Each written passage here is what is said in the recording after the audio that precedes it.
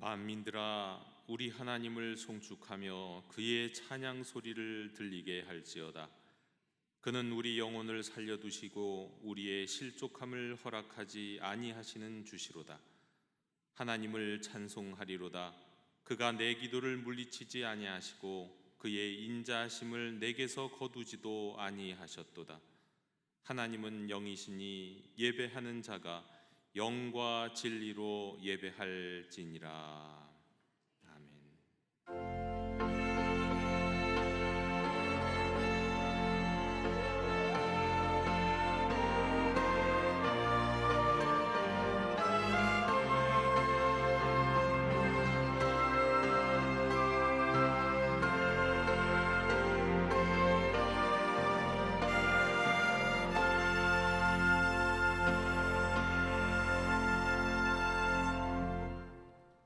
성도들이 드리는 예배를 기쁘게 받으시는 하나님 아버지, 지난 한 주간 저희 곁을 떠나지 않으시며 인생의 무거운 짐을 함께 지시고 인도하여 주신 은혜에 감사드립니다.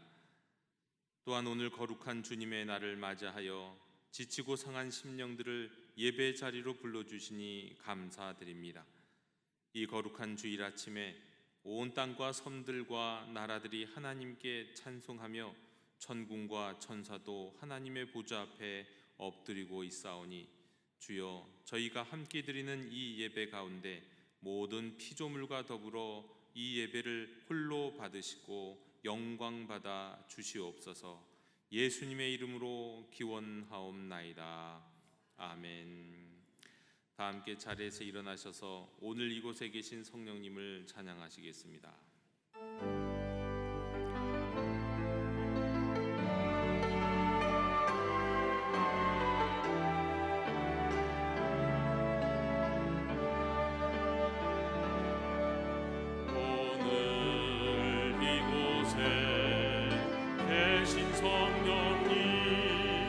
우리에게 말씀하시고 우릴 가르치소서. 닫힌 우리 맘 열어주시고 주의 빛으로 밝혀 우릴 인도하소서. 주님보다 앞서지 않고 주님의 말씀 기다리니 주님 손에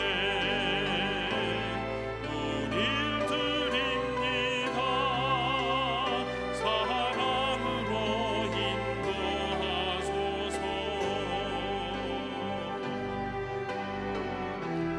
창조하신 모습 떠난 우리 주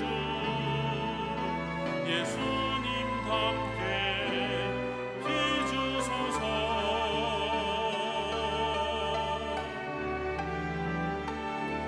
주님보다 앞서지 않고 겸손하게 주님의 말씀 기다리니 주님 손에 우릴 드립니다. 사랑으로 인도하소서. 사랑으로 말씀하소서.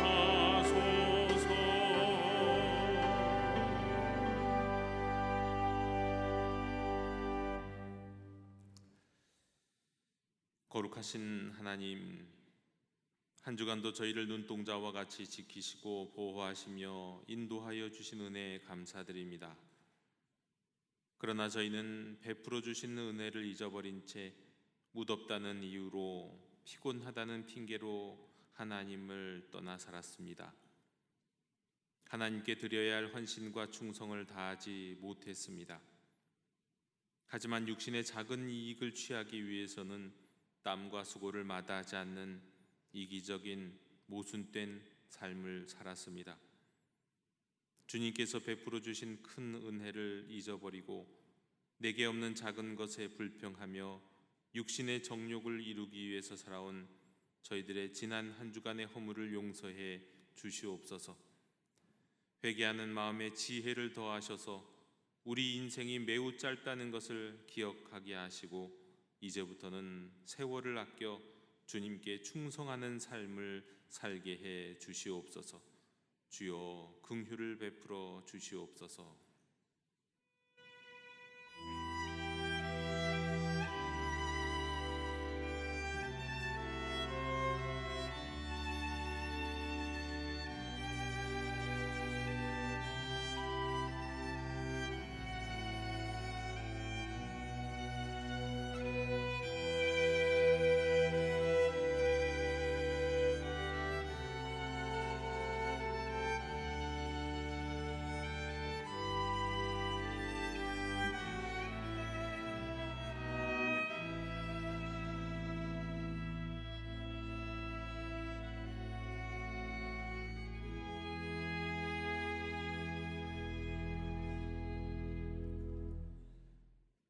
내가 그들의 악행을 사하고 다시는 그 죄를 기억하지 아니하리라. 여호와의 말씀이니라. 아멘. 나는 전능하신 아버지 하나님 천지의 창조주를 믿습니다. 나는 그의 유일하신 아들 우리 주 예수 그리스도를 믿습니다. 그는 성령으로 잉태되어 동정녀 마리아에게서 나시고 본디오 빌라도에게 고난을 받아 십자가에 못 박혀 죽으시고 장사된 지 사흘 만에 죽은 자 가운데서 다시 살아나셨으며 하늘에 오르시어 전능하신 아버지 하나님 우편에 앉아 계시다가 거기로부터 살아있는 자와 죽은 자를 심판하러 오십니다. 나는 성령을 믿으며 거룩한 공교회와 성도의 교제와 죄를 용서받는 것과 몸의 부활과 영생을 믿습니다. 아멘. 다 함께 자리에 앉으셔서 성시교독 47번을 교독하시겠습니다.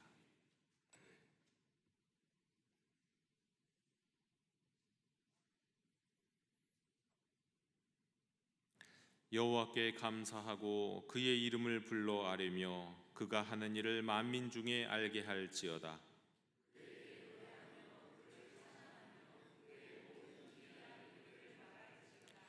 그의 거룩한 이름을 자랑하라. 여호와를 구하는 자들은 마음이 즐거울지로다.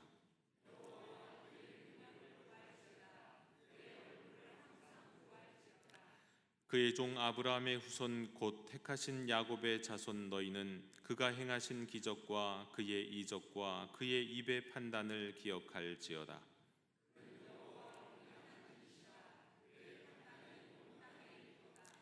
그는 그의 언약 곧 천대에 걸쳐 명령하신 말씀을 영원히 기억하셨으니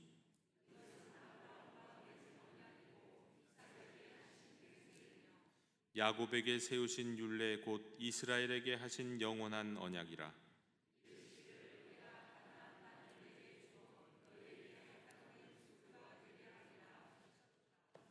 아멘.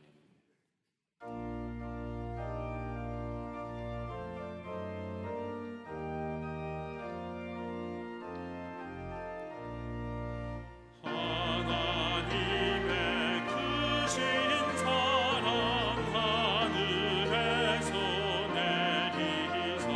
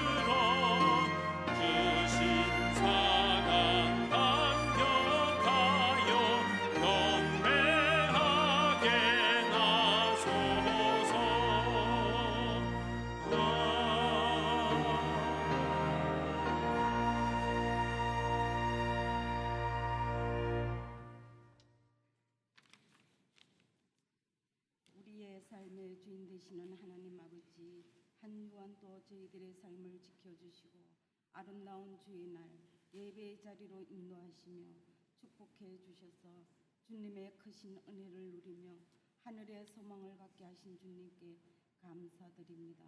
사랑의 하나님, 구원받은 저희들이 복음을 전하며 바른 예배자가 되고자 결단합니다. 우리의 남은 삶을 인도하시고 주장하여 주시어서 우리의 인생의 주인 되시는 주님을 진정으로 예배하며 주님의 사랑을 세상에 전하고 우리의 이웃들에게 복음을 전하는 저희들이 되게 하여 주시옵소서. 주님께 예배드리는 이 시간 성령님께서 함께하여 주시고 이 자리에 모인 모든 예배자들을 성령 충만케 하여 주시옵소서. 하나님 아버지, 특별히 지난 상반기 동안 또 우리의 모든 삶을 지켜주신 하나님의 은혜와 사랑을 감사드립니다. 다시금 십자가 앞에 저희들의 삶을 내려놓사오니 여호와의 일에 하나님께서 하반기도 믿음 가운데 승리하는 삶을 살아갈 수 있도록 우리에게 믿음과 능력을 더하여 주시옵소서. 사랑의 하나님 아버지, 이번 여름 성경 학교를 통해 교회 학교 각 부서가 나무가 푸르고 꽃이 피어나듯 회복을 넘어 부흥할 수 있도록 인도하여 주시옵소서. 그리하여 다음 세대들이 하나님 나라에 크게 쓰임받는 일꾼으로 세워지게 하여 주시옵소서. 주님, 저희들 어려운 삶의 무게를 짊어지고 주님 앞에 나왔습니다. 이 무더위에 우리 성도 모두 건강하게 지켜주시고 경제적인 어려움 당하지 않도록 성도들의 가정과 일터도 지켜 보호하여 주시옵소서. 병상에 치료하는 모든 분들 주님께서 치료해 주실 줄 믿고 두 손 모아 간절히 기도하오니 받아 주시옵소서.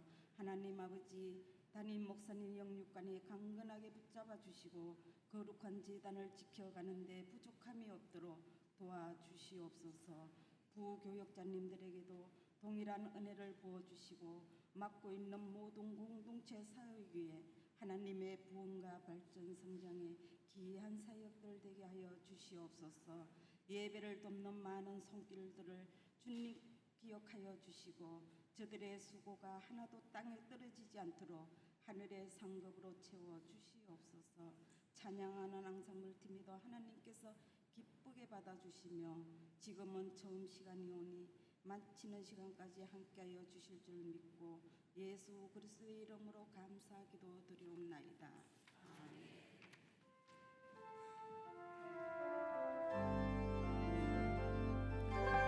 하늘에 계신 우리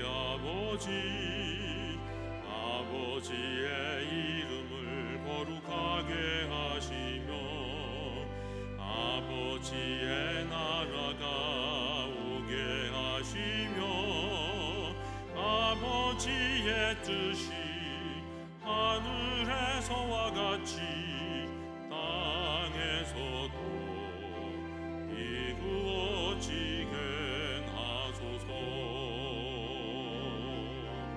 오늘 우리에게 일용할 양식을 주시고 우리가 우리에게 잘못한 사람을 용서하여 준 것 같이 우리 죄를 용서하여 주시고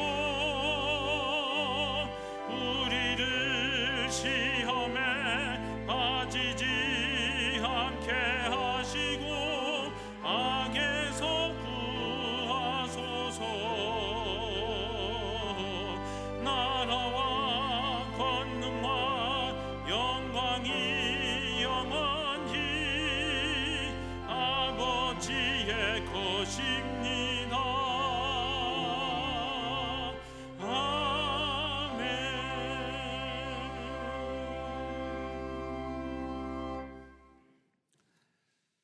교회 실천을 전해드립니다. 우리 예배하는 공동체 영도교회 오신 분들을 모두 축복하고 환영합니다.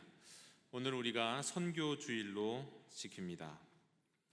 우리 8월 2일부터 그러니까 이번 주와 우리 다음 주간은 우리 하반기 사역 일정에 따라서 수요 오전 기도회와 금양로 기도회가 없고 또 초하루 새벽 기도회도 없습니다. 다만 수요 저녁 기도회가 있습니다. 그러니까 이번 주와 다음 주가 그렇습니다. 우리 금양로 기도회 수요 오전 기도회 없이 수요 저녁 기도회만 있다는 것을 기억해 주십시오. 교회학교 여름 성경학교 및 수련회 일정, 이제 청소년부와 청년부가 남았습니다. 오늘 우리 유년부가 또 마지막 마무리를 하겠지만 우리 내일 청소년부, 또 8월 15일에 청년부가 수련회를 떠납니다. 안전하게 은혜로운 수련회 될 수 있도록 기도해 주시기 바랍니다. 여러분 주보 가운데 우리 삽지가 들어있는데 우리 할렐루야 찬양대에서 찬양대원을 지금 열심히 모집하고 있습니다. 우리 영도교회 세례교인으로 찬양하기를 원하시는 모든 교인들이 참여하실 수 있겠습니다. 궁금한 것은 우리 최종수 집사님께 문의하시면 되겠습니다. 2023년도 가을학기 우리 영등포 성서신학원 학생을 또 모집하고 있습니다. 내용은 우리 광고와 주보를 참고해 주시고 원하시는 분은 우리 교육자에게 문의를 해 주시면 되겠습니다. 이상으로 우리 교회 실천 모두 전해드렸습니다. 우리 앞뒤 좌우에 계신 분들과 함께 우리 평화 인사를 나누시겠습니다. 주님의 평화를 빕니다. 자리에서 일어나셔서 말씀을 위한 찬송 함께 부르겠습니다.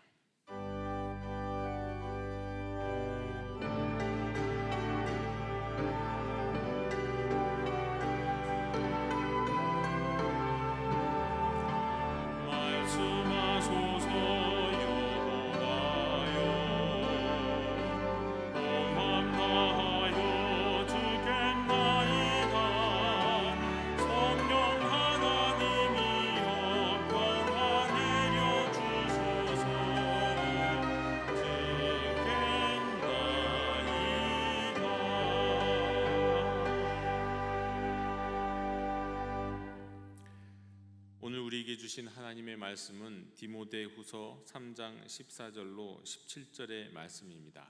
하나님의 말씀을 경청하십시오. 그러나 너는 배우고 확신한 일에 거하라. 너는 내가 누구에게서 배운 것을 알며 또 어려서부터 성경을 알았나니 성경은 능히 너로 하여금 그리스도 예수 안에 있는 믿음으로 말미암아 구원에 이르는 지혜가 있게 하느니라.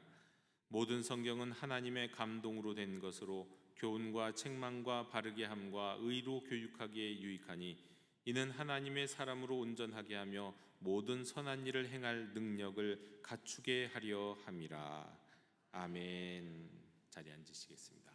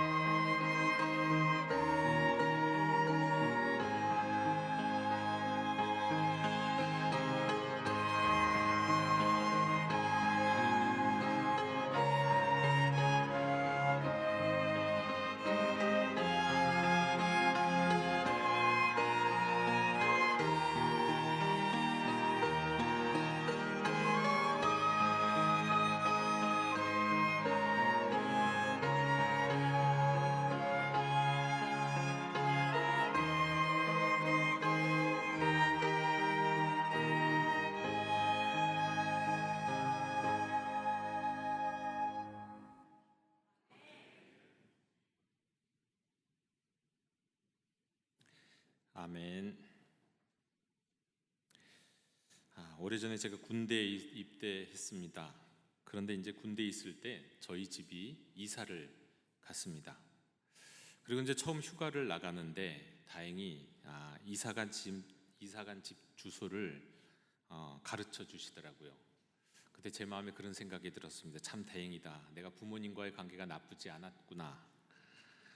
이사간 집 주소를 가르쳐 주지 않을 수도 있었을 텐데 뭐 그런 생각했습니다. 근데 그렇게 휴가 나가서 이사간 집을 처음으로 찾아가는데 이제 전철역에서 집까지 버스가 별로 없는 시골이었던 터라 이제 걸어갔습니다. 전철역에서부터 집까지요. 근데 논길의 한 가운데 있는 넓은 농로를 가로질러서 한 30분 정도 가면 이제 나오는 집이었습니다.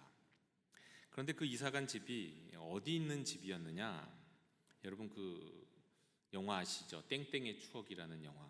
네, 땡땡이의 추억이라는 영화가 있습니다. 그 영화로 유명한 동네입니다. 당시까지도 범인이 잡히지 않았던 동네, 게다가 이 첫 사건의 현장과 인접한 우리 집에서 불과 몇백 미터 떨어지지 않은 곳에 첫 사건이 일어났던 곳이었습니다. 그리고 이후에 저는 이제 그런 곳에 살다 보니까 이제 그 관심도 갖게 되고 또 이후에 정말 이 땡땡의 추억이라고 하는 영화가 개봉이 돼서 그걸 보게 됐는데 그 영화를 보다가 깜짝 놀란 것이 뭐냐면 제 눈에 아주 익숙한 곳이 나오는 겁니다. 영화의 첫 장면에요. 그러니까 제가 휴가 때 처음으로 걸었던 길 그리고 늘 이제 전철역을 오고 가면서 걸었던 그 농로가 영화의 첫 장면에 그대로 나왔던 겁니다. 그래서 제가 이제 그때부터 나름대로 그냥 관심을 갖고 있었던 것 중에 하나가 오늘날 뭐 프로파일링이라고 하는 거, 그때부터 이제 매우 관심을 갖게 됐습니다. 이 프로파일링이라고 하는 것은 어떤 개인의 심리적인 행동적인 이 특성을 분석을 해가지고 특정한 상황이나 영역에서 그가 어떤 행동을 어떻게 하게 될 것인가를 한번 예상해 보는 겁니다. 주로 이제 범죄 사건 현장에서 그 남겨져 있는 증거들을 이제 찾아갖고 범행의 패턴, 그래서 범인의 심리 상태, 범인의 경향, 그러면서 범인의 나중에는 프로필을 이제 뽑아내는 이 수사법, 이걸 이제 프로파일링이라고 하죠. 이거 프로파일링에 관심을 갖게 되고 이제 그런 텔레비전 프로나 이런 것들을 유독 이제 주목해서 영화를 주목해서 보게 됐는데 문득 어느 날인가는 이 성경에 기록되어 있는 그리고 우리 일상에서 경험할 수 있는 증거들을 중심으로 마귀에 대해서 이 프로파일링을 좀 해보고 싶다는 생각이 들었어요. 참 이상하죠, 엉뚱하죠. 마귀에 대해서, 악한 영에 대해서 프로파일링 한번 해보고 싶다. 그럼 악한 영은 우리를 거짓과 또 절반의 진실을 갖고 속이고 우리를 유혹하고 유인하고 시기하게 하고 불화하게 하고 혼란을 유발시키면서 우리를 향하신 하나님의 계획을 방해하는 존재 아닙니까? 그런 마귀가 하나님의 자녀들의 삶에서 어찌 보면 아주 매우 적극적으로 활동하는 것 같으면서도 또 어떻게 보면 아무것도 하지 않는 것처럼 보이는 이 특이한 이 악한 영의 활동 공간이 있다는 것을 알게 됐습니다. 어떻게 보면 굉장히 열심히 일해요. 또 어떻게 보면 가만히 있는 것 같은 그런 영역이 있어요. 마귀의 활동 영역. 목적은 모두 동일합니다. 우리가 하나님의 선하신 계획에 이르지 못하도록 하는 것, 목적은 다 같은데 어쩔 때는 가만히 있는 것처럼 어쩔 때는 막 열심히 움직이는 것처럼 그런 공간이 있는데 그 공간이 바로 오늘 말씀 제목인 믿음과 삶 사이입니다. 믿음과 삶의 사이 이 공간에서 그렇다는 거예요. 조금 더 구체적으로 말하면 우리가 믿음으로 어떤 것을 고백하는 교리와 진리, 그 진리와 실제로 그 진리 믿음이 이루어지는 그 삶 사이, 그 사이의 공간에서 마귀가 활약을 하는데 어쩔 때는 엄청나게 예를 들어서 이 믿음대로 진리대로 살지 못하도록 그냥 여러 가지 모든 방법을 다 동원해서 방해하는 경우가 있죠. 의심을 갖게 하고 두려움을 갖게 하고 게을러서 이 믿음을 실천하지 못하게 하는 때가 있는 반면에 또 정반대로 어떤 경우에는 이런 경우예요. 믿음 따로 그리고 삶 따로 이미 살아가고 있는 그런 그리스도인들이 있잖아요. 구원은 받았다고는 하지만 교회는 나온다고는 하지만 도무지 진리를 실천하고 말씀대로 순종하며 살려고 하는 이 모습과 노력은 없이 이미 그냥 그 삶이 고정되어 있는 그런 사람들에게는 어지간하면 건드리지를 않고 아무것도 안 하더라는 거예요. 방관하고 있더라는 거예요. 오히려 가만히 둬갖고 마치 내 인생은 아무 문제 없는 것처럼, 나 괜찮은 인생 살고 있는 것처럼 그렇게 착각하게 만드는 거, 그것도 마귀의 하나의 역사의 방법이더라는 겁니다.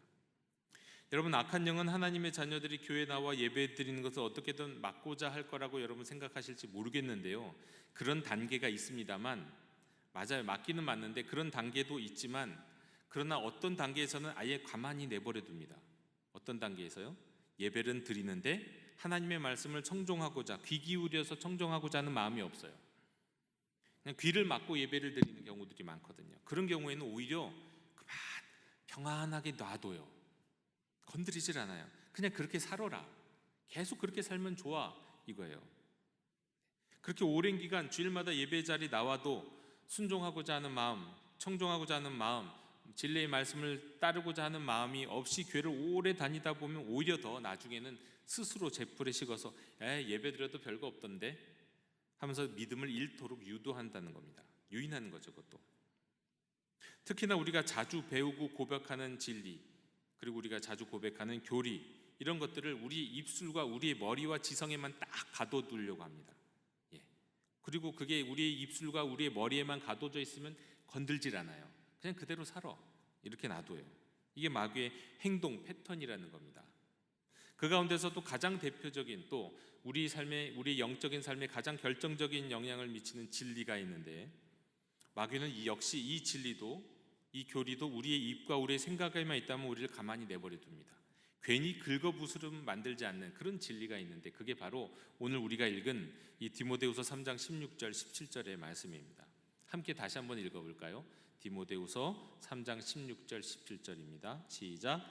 모든 성경은 하나님의 감동으로 된 것으로 교훈과 책망과 바르게 함과 의로 교육하기에 유익하니 이는 하나님의 사람으로 온전하게 하며 모든 선한 일을 행할 능력을 갖추게 하려 함이라.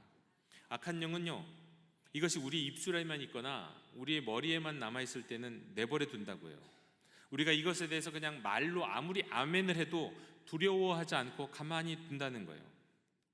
관심 없이 산다면, 말만 그렇게 하고 그렇게 순종하며 살지 않으려고 한다면 오케이, 나는 아무것도 하지 않을 거야, 그냥 그렇게 살아. 이게 마귀의 행동 패턴이라고 하는 겁니다.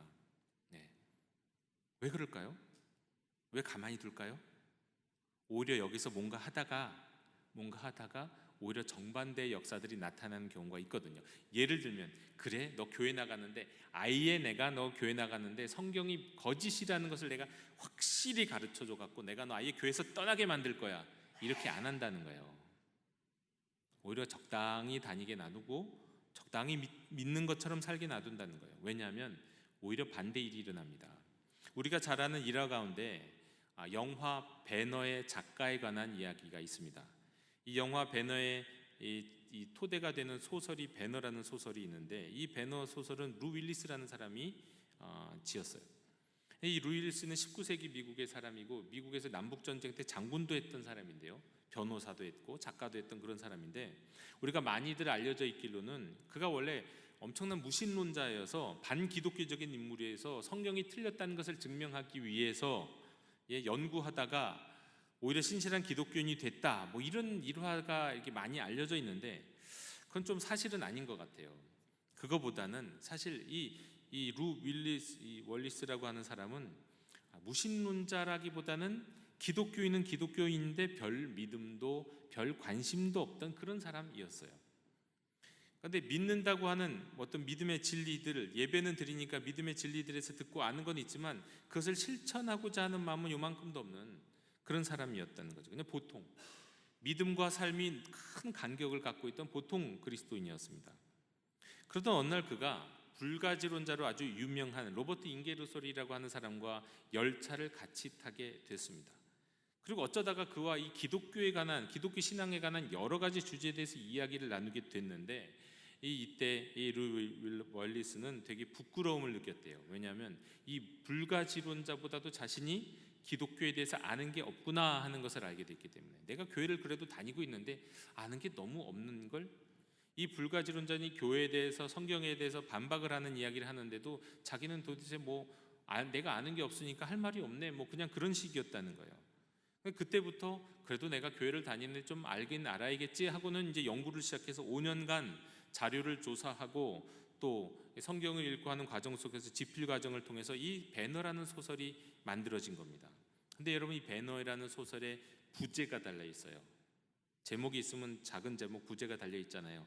이 배너는 부제가 뭐냐면 그리스도 이야기예요. 그가 배너에 대한 이야기를 쓴 것 같지만 사실 그것은 그리스도에 관한 이야기였다는 겁니다. 이것을 통해서 사실 교회에 대해서 성경에서도 관심도 없던 사람이 다른 부정적인 또 다른 자극을 통해서 관심을 갖게 됐다는 거예요. 그래서 오히려 마귀가 하는 행동 패턴이 뭐가 있느냐, 우리가 성경에 대해서 별 관심 없이 순종하지 않고 우리 입술과 우리의 머리에만 남아있을 것 같으면 그대로 살아라 내버려 둔다는 거예요. 괜히 건드렸다가 엉뚱한 역작용이 일어나지 않도록 하기 위해서 말이죠. 이게 마귀의 행동 패턴, 마귀를 프로파일링하니까 이런 모습들이 나타나더라, 이런 말씀을 지금 드리는 겁니다. 여러분, 근데 여러분, 우리가 어떻게 그러면 살아야 할까요? 만일 마귀가 이것을, 악한 영이 이것을 그토록 원한다고 한다면 그럼 우리는 사실 악한 영이 원하는 반대로 사는 것이 하나님 자녀의 삶으로서 합당한 것 아니겠습니까? 우리 반대 정신으로 살아야 하지 않을까요? 믿음과 삶의 분리를 그토록 원하고 있는 것이 악한 영이라고 한다면 우리는 믿음과 삶의 분리를 극복하고 믿음에 합당한 삶, 믿음에 따르는 순종을, 그 순종의 삶을 살아야 하는 것이 합당한 것 아닐까요? 마귀 반대로 나가면 제대로 가는 거라는 거예요. 제대로 가는 거. 자, 오늘 말씀에서 사도 바울은 디모데에게 성경에 관한 진리를 소개합니다. 사도 바울은 디모데가 이 진리를 그저 머리와 지식으로 받아들이기를 원치 않습니다. 이 진리로 그 디모데가 완전히 변화되기를 원해요.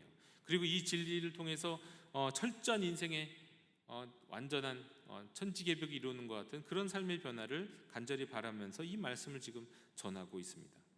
자, 오늘 말씀에 따르면요, 먼저 성경은요 무엇으로 된 것입니까? 오늘 말씀에 따르면 성경은 하나님의 감동으로 된 것이에요. 오늘 말씀에 따르면 성경은 하나님의 감동으로 된 것. 자, 하나님의 감동으로 됐다는 것은 무슨 의미입니까? 하나님께서 숨을 내쉬어서 된 것이란 뜻입니다. 이 원어의 의미를 따지면 하나님의 감동, 숨을 내쉬어서. 근데 하나님이 숨을 내쉬었다는 표현이 성경 어디 있나요? 다른데? 창세기 있잖아요. 창세기 2장 7절에 보면 여호와 하나님이 땅의 흙으로 사람을 지으시고 생기를 그 코에 불어넣으시니 사람이 생명이 되니라 라는 말씀, 그 말씀이 있잖아요. 사람이 생명이 되니라. 그때 하나님이 코에다가 이게 숨을 불어넣으셨어요. 이건 마치 창조주 하나님이 숨결을 받았던 이 흙덩어리가 생명이 돼갖고 하나님과 교제하는 존재가 된 것처럼 하나님의 숨결이 들어간 이 성경이라는 책을 통해서, 그 하나님의 말씀을 통해서 역시 우리도 그 성경책을 통해 하나님과 교제하며 그 교제를 심화시켜 살아가는 존재가 된다는 그런 뜻이에요. 성경이 하나님의 감동으로 됐다는 건 그런 의미예요. 하나님의 숨결이 불어 넣어졌다는 뜻이에요. 그래서 이 하나님의 숨결이 불어넣어지는 하나님의 감동으로 된 성경을 읽으면 아담이, 흙이 사람이 되어 하나님과 교제하는 존재가 되었던 것처럼 이 말씀 안에서 하나님과 깊은 교제 가운데 살아가는 존재가 될 수 있다. 성경이 그런 것이다, 그겁니다. 여러분, 누구도 이 성경이 하나님의 감동으로 됐다는 것을 누구도 사실 이 머리로는 확실히 이해하고 증명할 수는 없는 거예요. 누구도 그럴 수는 없어요. 이게 하나님의 감동이고 하나님의 숨결이 이 성경에 불어넣어졌다, 누구도 증명할 수 없습니다. 여러분, 오늘날 우리가 이 과학 중에 이 과학의 가장 큰 두 기둥, 물리학의 가장 큰 두 기둥이 뭐냐면 하나는 상대성 이론이고 하나는 양자역학이라는 거예요. 상대성 이론을 발견한 사람이 누굽니까? 우리가 잘 아는 알버트 아인슈타인이잖아요. 근데 여러분이 알버트 아인슈타인도요 도무지 이해할 수 없어서 받아들이지 못한, 그러나 오늘날 현대과학에서는 이것은 거의 진리라고 여겨지고 있는 게 바로 양자역학이에요. 그 똑똑한 아인슈타인도 이해를 못해갖고 말이 안 돼, 내 논리로는 이거 이해할 수가 없어, 받아들일 수가 없어 한 게 양자역학입니다. 그런데 오늘날 이 양자역학은 불변의 거의 진리예요. 설명할 수는 없어요. 논리적으로 이것을 증명을 되기도 어려워요. 그런데 나타나는 형상은 확실히 양자역학에서 말하는 현상이 그대로 이 세상 가운데 일어서고 나고 있어요. 양자역학이 없으면 우리가 누리고 있는 현대 과학, 현대 전기와 관련된 모든 과학들이 거의 대부분 사용할 수 없는 것들입니다. 그런데 이 과학적 사실도 증명할 수 없고 머리로 다 이해할 수가 없는데 어떻게 성경이 하나님의 감동으로 됐다는 것을 우리가 다 이해할 수 있겠냐고요. 불가능한 겁니다. 이건 불가능한 거예요. 다만 우리는 증명할 수는 없지만 우리가 이것을 믿음으로 받아들였을 때 이 이야기를 통해서 하나님의 감동, 하나님의 생명이 이 성경에 기록되어 있다는 이 말씀을 우리가 믿음으로 받아들이면 정말 우리가 하나님과의 사귐, 영적인 교제 가운데 살아가는 것을 우리가 온몸으로, 온 마음으로 경험할 수 있다, 이렇게 말씀드릴 수가 있겠습니다. 자, 오늘 이 말씀에서 성경은 하나님의 감동으로 됐다고 말씀하시는데 구체적으로 이 하나님의 감동으로 된 성경의 이 네 가지 진리에 대해서 또 이어서 말씀하고 있어요. 네 가지 진리. 첫 번째, 하나님의 감동으로 된 성경은요, 구체적으로 우리 삶의 교훈이 된다고 말씀합니다. 교훈이요. 자, 교훈이 된다는 게 무슨 뜻이냐? 기준이 된다는 거예요. 우리 삶의 기준이요. 성경의 진리, 하나님의 말씀은 우리 삶의 기준을 제시합니다. 사람은 어디로 가야 할지, 무엇을 해야 할지, 무엇이 옳은 것인지, 무엇이 나쁜 것인지 사실 제대로 된 기준이 없어요. 인간에게는 없어요. 그냥 다 자기 소견에 오른 대로 내 생각엔 이거 같아, 내 판단은 이거 같아, 다 이러고 살아요. 이러다가 망하죠. 어디로 가야 할지도 모르고 무엇이 지금 제일 합당한지도 몰라요. 그런데 성경은 이렇게 살아가는 인류에게 하나님의 기준을 가르쳐 주세요. 이게 바로 삶의 교훈이라고 하는 겁니다. 성경은 우리 하나님의 감동으로 된 성경은 우리 삶의 교훈이 돼요. 여호수아에게 하나님이 이렇게 말씀하셨죠. 여호수아 1장 7절에 오직 강하고 극히 담대하여 나의 종 모세가 내게 명령한 율법을 다 지켜 행하고 우로나 좌로나 치우치지 말라. 그리하면 어디든 가든지 형통하리니. 여러분, 우로나 좌로나 치우치지 말래요. 그럼 무엇이 우고 무엇이 좌입니까? 기준이 있어야 되는 거 아닌가요? 하나님의 말씀은 기준이 되는 거예요. 무엇이 우인지, 무엇이 좌인지, 무엇이 위고 무엇이 아래인지 기준이 되는 말씀이 되는 거예요. 이 교훈이 된다는 겁니다. 교훈이 된다는 거. 따라서 두 번째로 이 하나님의 감동으로 된 성경은요, 우리를 책망합니다. 왜요? 기준을 제시하는데 그 기준과 우리의 삶이 다르잖아요. 그러다 보니까 이 기준과 다른 길을 가고 있는 우리 자신을 보여주시면서 진리의 거울의 역할을 하면서 우리를 영적으로 책망하세요. 우리의 죄가 무엇인지를 보여주고 가르쳐 주세요. 그래서 하나님의 말씀은 책망하는 말씀이에요. 다만 현대인들은 책망을 너무 싫어해요. 누가 나를 혼내는 걸, 누가 나를 혼내? 우리 어머니도 나를 안 혼내는데. 학교에서 선생님이 혼내도 누가 나를 혼내? 혼내는 걸 받아들이지 않으려고 교만해요. 사람들이 너무너무 교만해요. 책망받는 건 너무너무 싫어요. 그러면서 오직 위로받고 격려받고 인정받는 것만 좋아하죠. 그런데 이것은 인간적인 책망과 하나님 말씀의 책망이 다른 것이라는 걸 알지 못해서요. 인간적인 책망은요, 그 책망 속에는 어떻게 보면 원망도 담겨 있고 비난도 담아 있어요. 그래서 인간적 책망을 많이 받은 사람은 쪼그라져요. 자존감이 낮아가지고 쪼그라져요. 그런데 하나님의 말씀 속에서 우리에게 주시는 책망을 받는 사람은요, 쪼그라들지 않아요. 오히려 자유해져요. 그리고 선한 길로 인도하심을 받게 되고 강건해집니다. 그러니까 하나님의 책망은 비난이 담겨 있는 책망이 아니라 우리를 일으켜 세우시고 격려하시고 우리에게 힘을 주시고자 하는 책망이거든요. 책망이 다르다는 걸 기억해야 돼요. 엄청난 차이죠. 따라서 세 번째로 하나님의 감동으로 된 성경은 우리를 바르게 합니다. 교훈과 책망과 바르게 합니다. 우리를 바르게 합니다.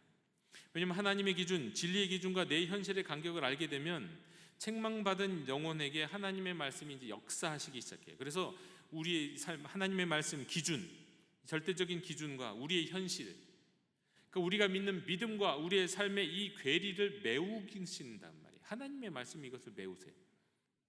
우리의 현실, 우리의 삶을 우리 진리의 기준, 믿음의 지경으로 이끄시고 인도하세요. 여러분, 성경의 책망은 인간적 비난과 다른 것은요, 이 모난 부분을 막 깎아내는 게 성경적 책망이 아니에요. 인간적 책망은 어떻게 합니까? 사람을 자꾸 너 모났어? 하면 깎아내지잖아요. 잘라버리려고 하잖아요. 근데 하나님의 책망은 그게 아니에요. 눌려 있는 지점을 펼치게끔 해주시는 게 하나님의 책망이에요. 그래서 우리를 온전하게 하는 역사입니다. 가끔씩 교회에서도요, 바른 말 한다고, 성경적으로 나는 바른 말해, 나는 뒤탈 없어, 바른 말 한다고 하는 분들이 있는데, 그러면서 누군가를 이렇게 형제 자매를 책망하시는 분들이 계세요. 근데 그게 성경적 책망인지 인간적 책망인지 알 수 있는 방법은 뭐냐면요, 인간적 책망은 모난 거 자꾸 깎아내는 거예요. 그 안에 비난과 원망이 담겨 있어요. 그러나 하나님의 책망은 그를 이렇게 세웁니다. 힘을 줘요. 원상태로 온전하게 만들어줘요. 이게 다르다는 거예요. 여러분, 눌려있는 공이 꽉 눌려있으면 그 눌려있는 공을 온전하게 하기 위해서는 어떻게 해야 됩니까? 눌린 부분을 놓게 해줘야죠. 이것이 성경 하나님의 말씀, 진리의 말씀이 우리를 책망하시는 방법입니다. 다만 이런 책망을 받을 때에도 겸손한 사람이어야만 그 책망을 합당하게 받습니다. 그리고 그 겸손할 때 그 책망을 받고 온전해지는 은혜를 누릴 수 있게 되는 거죠. 이런 과정을 신학적으로 이걸 성화라고 얘기해요. 성경적으로가 아니라 신학적으로 성화, 한평생 우리의 삶에서 이루어지는 거룩함의 과정이라고 하는 거죠. 자, 나아가서 네 번째로, 하나님의 감동으로 된 성경은요, 우리를 의로 교육합니다.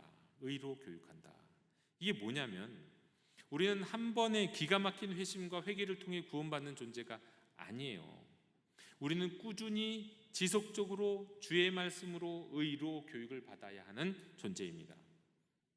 구약 성경에서 어찌 보면 가장 암울한 시대였던 이 사사기는 민족의 지도자 여호수아가 죽으면서 시작이 됩니다.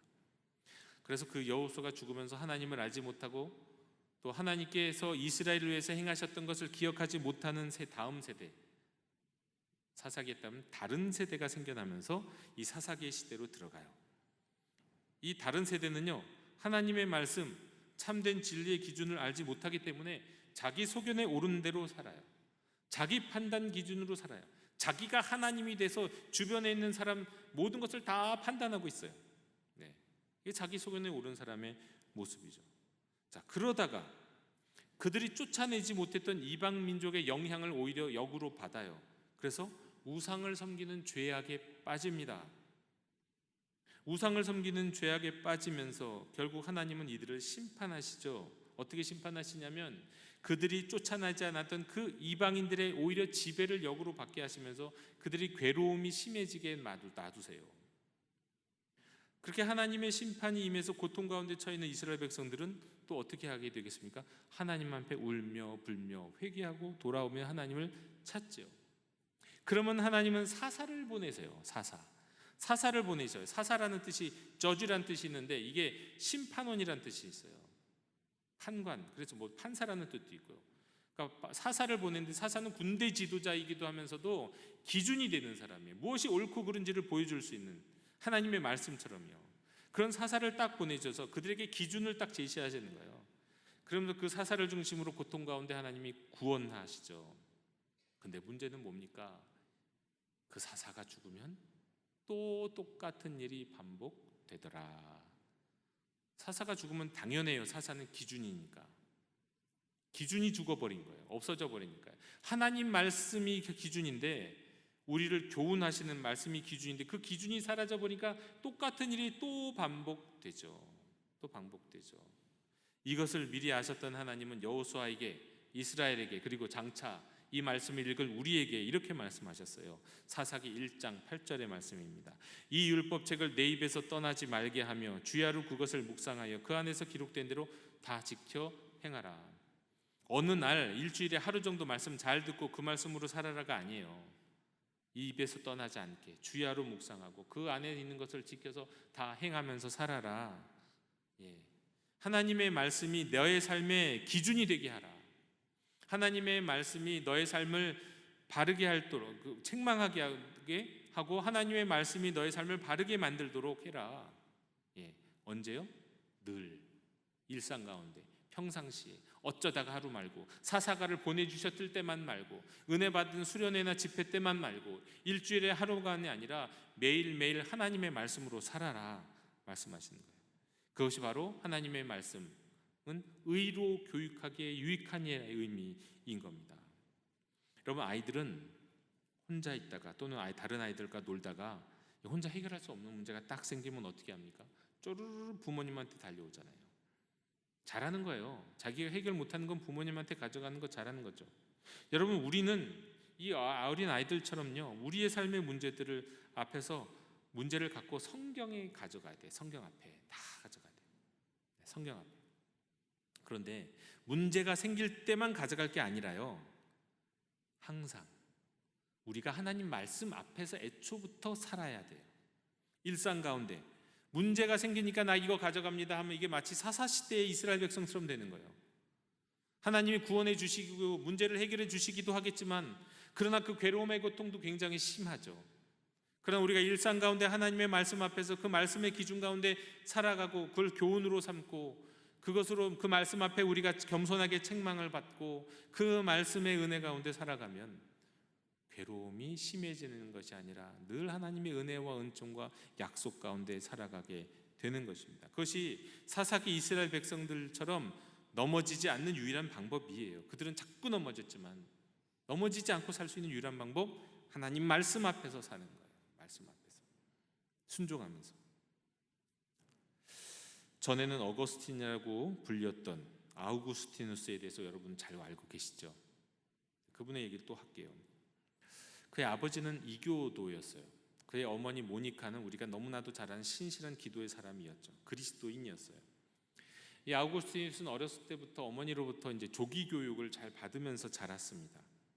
근데 이 아이가 세례를 받지 않았어요. 나이가 들어도 자기 믿음으로 세례를 거부해요. 안 받아요. 이 아우구스티누스는 이 부모의 기대 가운데 일찍 유학을 떠났습니다. 근데 부모, 특히 그 어머니의 바람과 달리 유학을 가서는 어디에 빠졌냐면 당시 유행하는 철학, 그냥 철학도 아니고 당시에 가장 이성적이고 체계적인 교리를 갖고 있었던 만이교라고 하는 이교도에 빠져요. 심취합니다. 그로부터 한 10년 이상을 거기에 빠져 살았어요. 뿐만 아니라 이 아우구스티누스는 어렸을 때, 이게 거의 청소년 시기거든요. 청소년 시기, 우리나라 중고등부의 시기인데 이때부터 이 삶의 방탕함이 극에 달았어요. 17살부터 동거했어요. 그리고는 15년 동안 결혼도 하지 않은 상황에서 동거하고 아들도 낳았어요.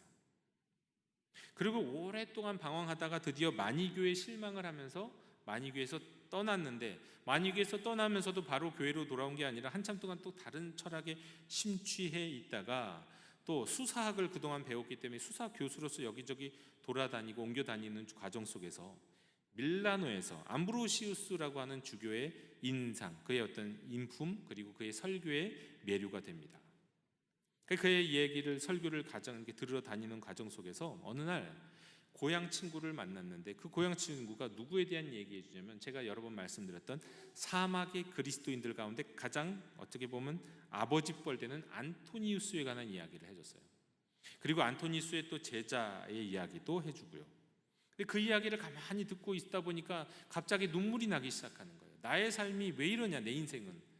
그들은 정말 사랑을 위해서, 하나님의 말씀을 위해서 다 모든 걸 다 갖다 버리고 사막으로 들어갔는데 나는 뭐냐, 나는 내 삶은 너무 방탕했고 이교도의 그 철학에만 심취했고 너무 자기 자신이 부끄러웠어요. 한탄하게 됐어요. 그러면서 비참한 마음으로 울며 막 기도했어요. 그러던 차에 한 정원에 무화과 나무 아래를 딱 이렇게 지나가고 있었는지 거기 서 있었는지 모르겠는데, 거기서도 이제 마음으로 울면서 기도했죠. 하나님한테 어떤 아는 하나님인지 모르는 하나님인지 하여튼 기도를 해요. 그런데 문득 한 소년인지 모르는 목소리가 들려요. 노랫소리가 들려요. 톨레레게, 톨레레게라는 가사의 노랫소리가 들리는 거예요. 네. 이게 집어 읽어라 그런 뜻이에요. 톨레레게, 집어 읽어라. 아우구스티누스는 나중에 그런 고백록에서 고백해요. 이거는 내가 한 번도 들어본 적이 없는 노래였었다. 이게 진짜 누가 노래를 부른 건지 내가 그걸 모르겠다, 그런 뜻이에요. 하지만 이 노래와 이 가사를 듣자마자 톨레르게의 의미를 직감적으로 딱 느껴요. 성경을 딱 펼쳐서 처음 눈에 들어오는 구절을 읽으라는 하나님의 명령이구나. 직감적으로 그걸 느껴요. 그러면서 그가 뭘 떠올렸냐면, 사막의 그리스도인, 사막의 교부였던 안토니우스가 실제로 그랬잖아요. 우연히 교회에 들어갔는데 마침 교회에서 복음서를 읽고 있었던 거예요. 근데 그 복음서를 읽고 있던 말씀이, 가서 내 소유를 팔아서 가난한 자들에게 나눠주라. 그리하면 하늘의 보화가 내게 있으리라. 그리고 와서 나를 쫓으라. 그 예수님의 말씀을 읽고 있을 때 안토니우스가 그 예배당에 딱 들어가서 들었거든요. 그리고는 안토니우스는 그 말씀이 내게 주신 말씀이다 하고는 그 인생을 그렇게 살았잖아요. 그걸 기억하면서 내게도 말씀 주시나 보다 하고는 성경 말씀을 집으로 돌아가서 성경 말씀을 딱 집어 들고 첫 장을 딱 펼쳐봤어요. 처음으로 딱 펼쳤어요. 그리고 읽었던 구절이 뭐였냐면 로마서 13장 13절 14절. 로마서 13장 13절 14절 한번 같이 읽어볼까요? 시작. 낮에와 같이 단정히 행하고 방탕하거나 술 취하지 말며 음란하거나 호색하지 말며 다투거나 시기하지 말고 오직 주 예수 그리스도로 옷 입고 정욕을 위하여 육신의 일을 도모하지 말라. 이 말씀을 읽은 아우구스티누스는 이 말씀을 읽고 이렇게 고백록에서 이렇게 고백하고 있습니다. 나는 이 문장이 끝나자마자 즉시로 충만한 확신의 빛 같은 것이 내 마음에 확 들어왔다. 그동안 내가 수십 년 동안 내 마음에 있었던 의심들과 모든 어둠이 순식간에 사라졌다. 그렇게 고백을 해요. 여러분, 이 로마서 13장 13절 14절은 이 아우구스티누스에게는 분명 교훈이었습니다. 그 인생이 교훈이었죠. 그 교훈이 무슨 뜻입니까? 그의 삶의 기준, 새로운 삶의 기준, 하나님의 삶의 기준을 가르쳐 주셨어요. 그리고 이 말씀은 분명 책망이잖아요. 너 여태까지 어떻게 살았냐? 너 단정히 행하지 않고 방탕하고 술 취하며 살았고 음란하며 호색하며 살았지? 분명히 책망이잖아요. 그런데 이 책망의 말씀을 읽었던 이 아우구스티누스는 그 책망이 자기를 비난하는 말씀으로 들렸습니까? 아니요. 빛처럼 다가왔어요. 하나님의 말씀은 빛으로 들어왔어요. 그리고 자기 안에 있는 어둠이 다 사라졌다고 고백하잖아요. 그리고 이 말씀을 하나님의 말씀으로 받아들인 그 인생은 바르게 됐어요. 정말 이 말씀대로 방탕했던 인생은 다 정리하고 하나님의 말씀에 헌신하는 인생이 이제 되어요. 그리고 기독교 역사에서 지금까지도 최고의 권위자가 돼요. 신학의 최고의 권위자, 최고의 신학자. 그러나 여기에서 아우구스티누스의 삶이 사실 끝난 게 아니죠. 그는 그 이후에도 하나님의 말씀에 붙들려서 살면서 그 말씀을 붙들고 실천하면서 살아서 수많은 영적인 도서들, 어마어마한 책들을 내려갑니다. 그래서 기독교 역사에서 가장 큰 영향을 끼친 한 사람이 되죠. 그의 입에서 말씀이 떠나지 아니하였기 때문에 말입니다. 영도교 형제자매 여러분, 우리의 믿음과 우리의 현실 사이의 현실의 그 삶이 일치하지 않는 것을 가장 기뻐하는 것은 누구라고요? 마귀 악한 영이라고요. 그러나 하나님은 하나님의 감동으로 된 성경에 대한 그 믿음과 우리의 삶이 항상 일치하기를 당연히 바라십니다. 무엇보다도 오늘 이 설교를 들은 저와 여러분을 교훈과 책망과 바르게 함과 의로 교육하기 위한 이 하나님의 말씀 가운데로 오늘도 우리를 초대하시는 거예요. 여러분, 이 초대에 응답할 수 있는 저와 여러분이 되셨으면 좋겠습니다. 하나님의 말씀을 입술과 머리에 가두어 두지 마십시오. 그 말씀이 나의 교훈이 되고 나에겐 책망이 되고 나를 바르게 하는 하나님의 말씀으로 받아들이십시오. 여러분, 그렇게 할 때 믿음과 삶이 하나가 될 것이고요. 그렇게 할 때 오늘 말씀 17절에서 말씀하신 것처럼 저와 여러분 하나님의 사람으로 온전하게 될 거예요. 온전하게.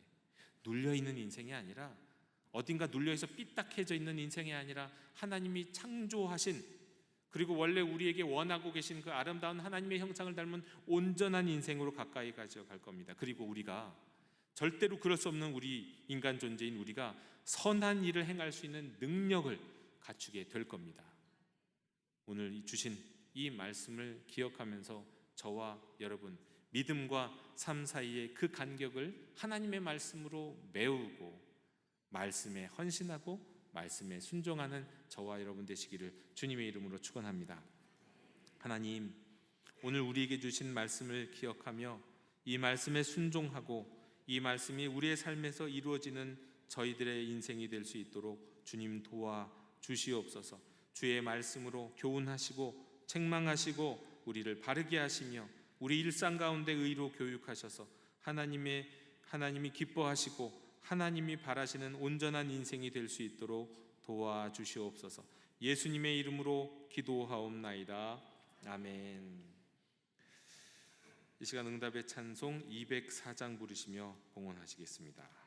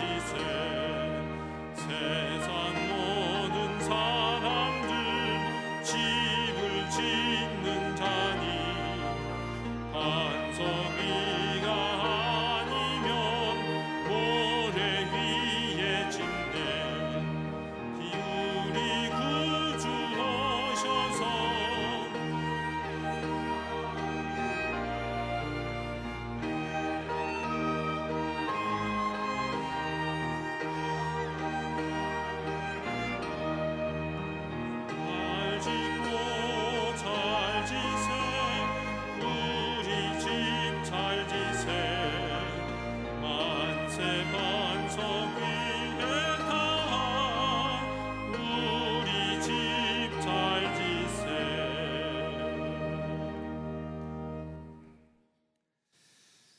복의 근원이신 하나님 아버지, 오늘 또 복된 날을 저희들에게 허락해 주셔서 주의 전에 나와 기도하며 은혜 받게 하시니 감사합니다. 11조를 특별히 구별합니다. 감사의 예물을 준비했습니다. 주일 예물을 번제와 같이 주 앞에 들고 나왔습니다. 주의 말씀에 순종하여 선교를 위한 예물을 또 따로 구별했습니다. 마음과 정성을 다하는 주의 백성들의 손길을 기억하여 주옵소서. 자원함으로 감사하며 드리는 성도들에게 신령한 복을 하늘로부터 내려 주셔서 하나님의 간섭하심과 도우심이 넘치게 해 주옵소서. 무엇보다도 일상의 모든 삶을 하나님의 말씀으로 인도하여 주시옵소서. 감사드리며 예수님 이름으로 봉헌기도 드리옵나이다. 아멘. 다 함께 자리에서 일어나셔서 결단의 찬양 함께 부르시겠습니다.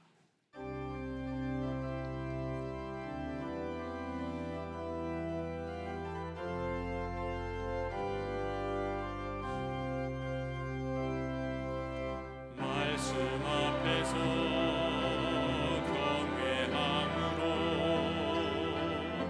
주께 홀로 섭니다.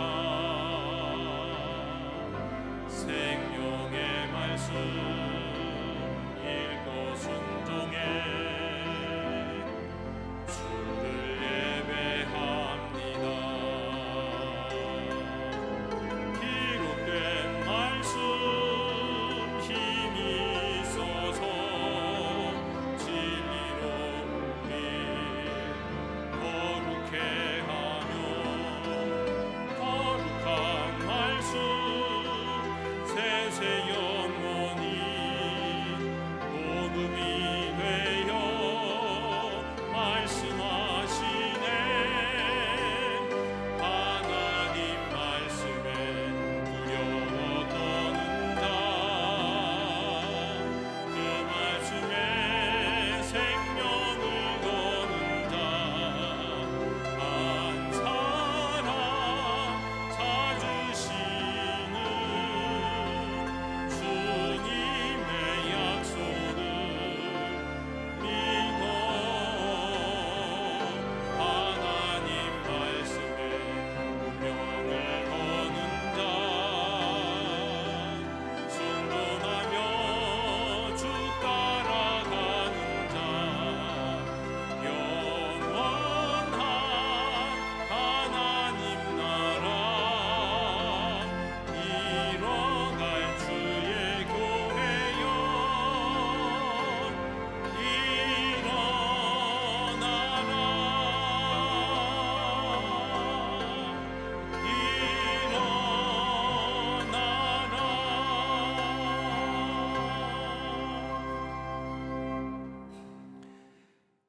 지금은 우리 주 예수 그리스도의 은혜와 하나님 아버지의 크신 사랑과 성령님의 교제가 날마다 말씀 앞에서 살아가며 믿음과 삶이 일치하는 인생 되기로 다짐하는 모든 주의 자녀들 머리 위에 지금부터 영원토록 함께 계시기를 축원하옵나이다.